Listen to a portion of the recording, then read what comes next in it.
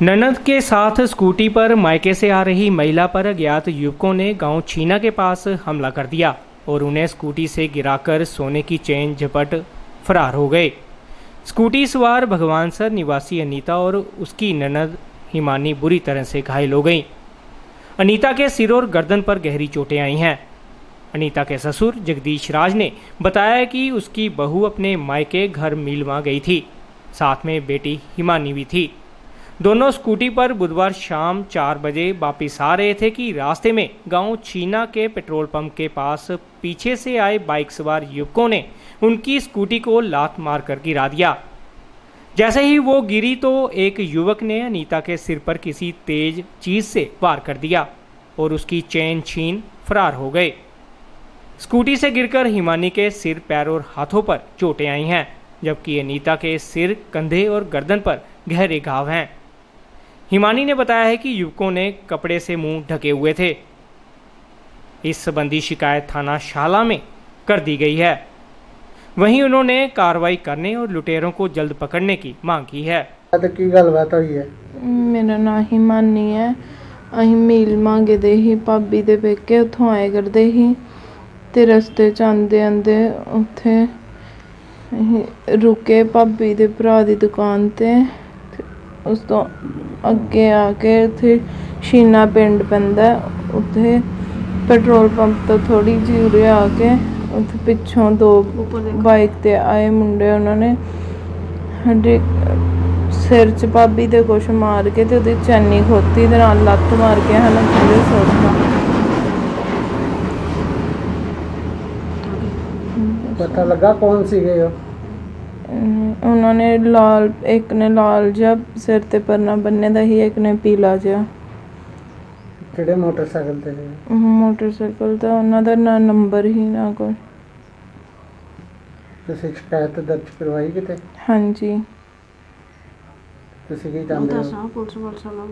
उत्थे डॉक्टर ही एक शीने उत्थे गए ही, अहीं उत्थे पुलिस वाले आए ही, उन्होंने लिखी ही रिपोर्ट। ਤੁਸੀਂ ਕੀ ਮੰਗ ਕਰਦੇ ਹੋ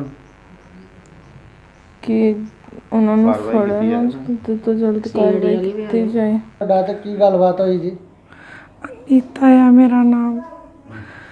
ਅਸੀਂ ਨਾ ਸ਼ੀਨੇ ਲਾਗੇ ਪਹੁੰਚੇ ਆ, ਸ਼ਾਲਿਆਂ ਤੋਂ ਆਂਦੇ ਵੀ ਸ਼ੀਨੇ ਲਾਗੇ ਪਹੁੰਚੇ ਆ ਤੇ ਪਿੱਛੇ 2 ਕੋਈ ਆਏ ਆ ਬੰਦੇ ਮੋਟਰਸਾਈਕਲ ਤੇ ਹੀ। ਪਹਿਲਾਂ ਉਹਨਾਂ ਨੇ ਲਾਗੇ ਆਪਣੀ ਬਾਈਕ ਕੀਤੀ ਆ, ਫਿਰ ਚੈਨ ਖਿੱਚੀ, ਫਿਰ ਸਿਰ 'ਚ ਕੁਛ ਮਾਰਿਆ, ਫਿਰ ਥੋੜ੍ਹੀ ਪਿੱਛੇ ਆ ਕੇ ਸਾਡਾ ਲੱਤ ਮਾਰ ਕੇ ਸਾਨੂੰ ਸੁੱਟ ਦਿੱਤਾ ਹੈ।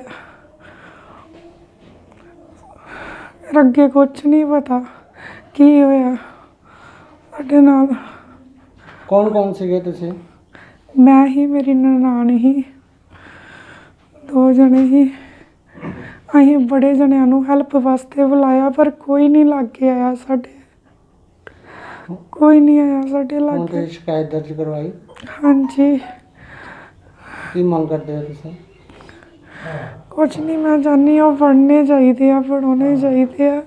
ਕੀ ਖੋਹ ਹੋਈ ਤੁਹਾਡੇ ਕੋਲ? ਚੈਨ ਖੋਤੀ ਆ ਉਹਨਾਂ ਨੇ। ਕੀ ਗੱਲਬਾਤ ਹੋਈ? ਮੇਰਾ ਨਾਮ ਜਗਦੀਸ਼ ਰਾਜ ਹੈ। ਕੀ ਗੱਲਬਾਤ ਹੋਈ ਹੈ ਜੀ? ਗੱਲਬਾਤ ਇੱਦਾਂ ਹੋਈ ਕਿ ਮੇਰੀ ਨੂੰਹ ਹੈ, ਉਹ ਮੇਰੀ ਕੁੜੀ ਆ ਜਿਹੜੀ ਹਿਮਾਨੀ, ਇਹ ਦੋਨੇ ਨੇ ਗਏ ਸੀਗੇ ਆਪਣੇ ਉੱਤੇ ਮੀਲਮਾ, ਆਪਣੇ ਪੇਕੇ ਗਈ ਸੀਗੀ ਲੈ ਕੇ ਕੁੜੀਆਂ ਨੂੰ। ਅਤੇ ਆਉਂਦੇ ਹੋਏ ਰਸਤੇ ਦੇ ਵਿੱਚ ਇਹ ਆ ਰਹੇ ਸੀਗੇ ਔਰ ਉੱਥੇ ਆਉਂਦੇ ਹੋਏ ਇਹਨਾਂ ਦੀ ਵਾਰਦਾਤ ਹੋਈ ਆ। ਮੈਨੂੰ ਫੋਨ ਆਇਆ, ਅਸੀਂ ਉੱਥੇ ਮੌਕੇ 'ਤੇ ਨਹੀਂ ਪਹੁੰਚ ਸਕੇ। ਚਲੋ ਲਾਈਟ ਪੁੱਜੇ ਹਾਂ ਅਤੇ ਉੱਥੇ ਪਹੁੰਚੇ ਹਾਂ ਤਾਂ ਇਹਨਾਂ ਨੇ ਬੱਚਿਆਂ ਦੇ ਜਾ ਦੇਖਿਆ, ਅਸੀਂ ਪੁੱਟੀਆਂ ਹੋਈਆਂ ਸੀਗੀਆਂ।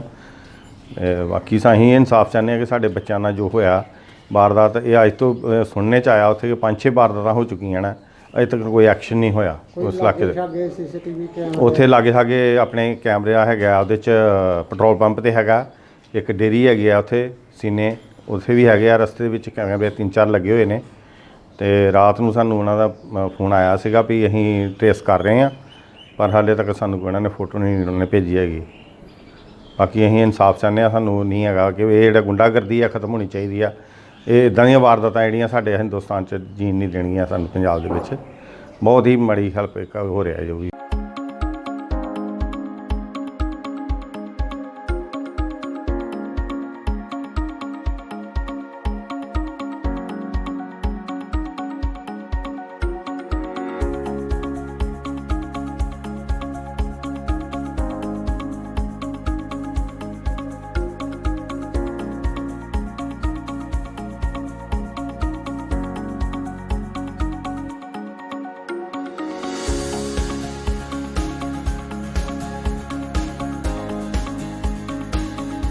I hope once you visit this campus, your all queries regarding admission shall be fulfilled. Do visit us before seeking admission anywhere.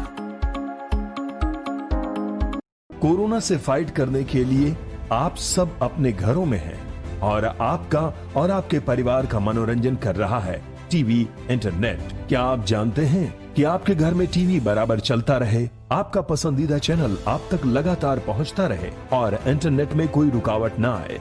उसके लिए हजारों केबल ऑपरेटर्स और केबल वर्कर्स 24/7 आपके मनोरंजन के लिए काम कर रहे हैं। सभी केबल कर्मचारियों को सलाम।